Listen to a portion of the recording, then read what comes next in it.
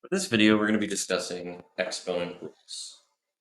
So when we're completing operations involving exponents and variables, we're going to be using a variety of different rules to work these problems out. So the first rule we're going to work with is the product rule.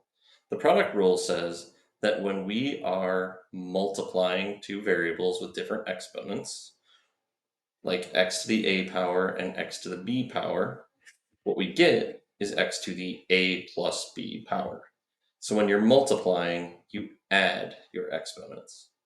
Now, in this example right here, I don't have any coefficients, but if I had coefficients, I would be multiplying those coefficients. So if I look over here at my example, 3x to the third times 5x to the seventh, I'm doing 3 times 5, which is going to give me 15. And x to the third times x to the seventh gets me x to the 3 plus 7, which is x to the 10th power. So my final answer for this problem is 15x to the 10th. So the main takeaway here is that when you are multiplying two numbers, you add their exponents. A similar rule is the quotient rule. So when we have the quotient rule is for dividing. When I'm dividing two variables with exponents, like x to the a power and x to the b power, I'm going to subtract their exponents. So x to the a divided by x to the b is going to give me x to the a minus b power. So when we're subtracting, or when we're dividing, we subtract our exponents. And similarly with multiplying, we're going to divide our coefficients. So if I look at example 2 here, okay, I've got two variables. That doesn't change this process at all. I want to think about these as like three separate fractions, like 12 fourths, d to the ninth over d to the sixth, and f to the fourth over f. So if I work these out, 12 divided by 4 gets me 3. D to the ninth divided by d to the sixth, I do 9 minus 6. I get d to the third. And f to the fourth divided by f with no exponent is actually x to the first power. So I'm doing 4 minus 1, and I get f to the third. And there's my answer. So the main takeaway here is that when we're dividing numbers, we subtract their exponents. Next up, we have a power rule. A power rule is when I have an exponent that's already raised to a power, and I'm raising it to another power. What I do for the product rule is I multiply my exponents. So x to the a power raised to the b power is x to the a times b power. In this case, for my coefficients, I raise that coefficient to whatever power I'm working. So if, for example, 3 here, I've got 4x to the sixth raised to the third power. So I want to think of this as two separate things. It's 4 to the third power and x to the sixth raised to the third power. Now 4 to the third power is the same thing as 4 times 4 times 4, which in this case is going to give me 64. And then x to the sixth raised to the third, I'm multiplying my exponents. So 6 times 3 gives me x to the 18th power. So that's going to be my answer, 64 x to the 18th power. So our big takeaway here, when we're doing a power to another power, I multiply my exponents. Now the next two rules are not really specific operations, but they are really important for how we are going to write our answers and how we're just going to think about exponents in general. So first off is the negative rule. The negative rule is kind of interesting. We never want to have negative exponents in our answers. So when I do have a negative exponent, we're going to turn it into a positive exponent. And the way we turn it into a positive exponent is by moving our term with the negative exponent to the denominator of our fraction, and that allows us to remove the negative. So x to the negative a power is the same thing as 1 over x to the positive a power. Okay, so if I think about this, if I look at, for example, number 4 here, we've got some multiplying, so let's work out our multiplying. I've got 2 times 7. I've got m to the third times m to the negative fifth. And I've got n squared times n to the fourth. So working this out using my product rule, 2 times 7 is 14. M to the third times m to the negative fifth. I'm adding my exponents. 3 plus negative 5 gets me m to the negative 2. Same thing here. N squared times n to the fourth. 2 plus 4 gets me n to the sixth. And I can't have this negative 2 as an exponent here. So to fix that, I'm going to move it to the denominator.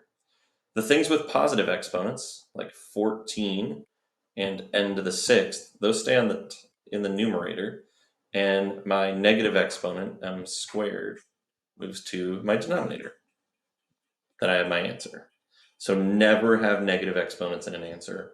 Always move them to your denominators. And then for our final rule, we have the 0 rule. The 0 rule works this. X to the 0 power is 1.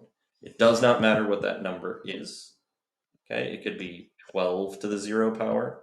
That's still going to get you 1. It could be 5 to the 0 power. It's going to get you 1. It could be negative 3 to the 0 power. No matter what, any number raised to the 0 power is exactly 1 every time. So if I simplify a problem involving that, I can look here and I can go, okay, I want to simplify 12c to the fifth over 3c to the fifth. So if I think about these as two separate problems, 12 thirds and c to the fifth over c to the fifth. 12 divided by 3 gets me 4. C to the fifth over c to the fifth. Subtract my exponents. 5 minus 5 gets me c to the 0. And since I know c to the 0 is just 1, my answer is 4 times 1, which is just 4. So anything to the 0 power is always going to be equal to exactly 1. Now, it's great for us to know all these rules in isolation and be able to do them all individually. But what's even more important is to be able to work with multiple rules at the same time. So when you're simplifying expressions with multiple rules, you want to follow the order of operations.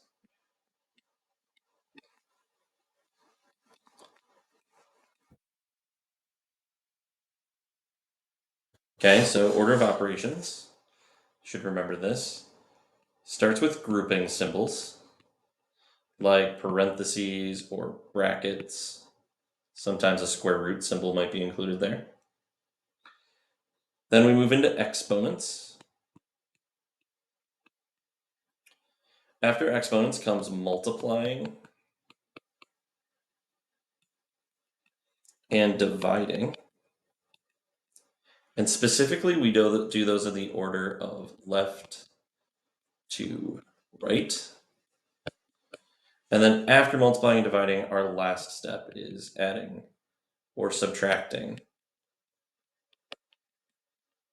And that also goes left to right. So let's look at some problems that have multiple rules and think about how we might do this. So example 6, I've got this thing here. And taking a look at it, I notice I've got some dividing. The whole thing's a fraction, and I also have some multiplying. In this case, our division bar is acting as a grouping symbol.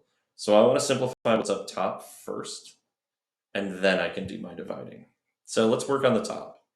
4 times 4 is 16. Now this problem has a y, or this multiplication, both terms have a y. So I have y to the negative 2 times y to the fourth. Remember, we add our exponents. So negative 2 plus 4 gets me y squared. X to the negative 2 doesn't have anything to multiply with, so it just stays x to the negative 2. On the bottom, I've got this y squared. I've worked out all my multiplying on top, so now I can do my dividing. 16 doesn't have anything to multiply by. Y squared over y squared, that's y to the 0 power. And then x to the negative 2 doesn't have anything to multiply by or divide by, so it stays x to the negative 2. Looking at my answer, I've got some stuff here that I need to fix before I make this a final answer. First off, y to the 0 power. We know that that's just 1.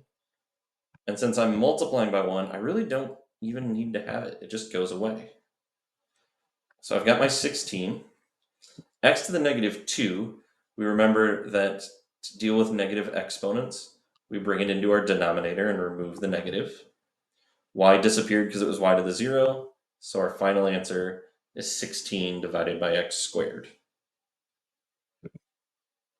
Looking at another problem, example 7 here. I've got 2v squared to the third power times uv to the third power all raised to the fourth. So I've got some multiplying going on here in the middle, but I've also got exponents on either side. So the first thing I want to do is do those exponents.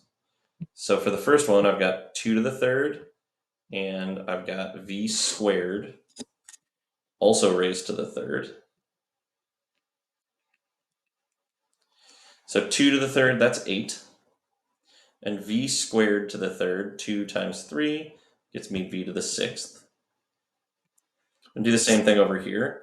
I've got u to the fourth, and I've got v to the third raised to the fourth. U to the fourth isn't doing anything other than just being u to the fourth. And then v to the third raised to the fourth, I multiply. I get v to the 12th. And now I'm going to do my multiplying. 8 doesn't have anything to multiply by. V to the 6th times v to the 12th is v to the 6 plus 12, 18. And u doesn't have anything to multiply by, so it stays u to the 4th. I'm going to rewrite this because I like to put my variables in alphabetical order, so it's going to be 8u to the 4th, v to the 18th. And that's my final answer. So I'll leave you with this try it problem. This is a problem with multiple rules. You can see you've got some multiplying on the top, you've got some exponents on the bottom, and the whole thing is a division problem. So give this one a try and see how you do.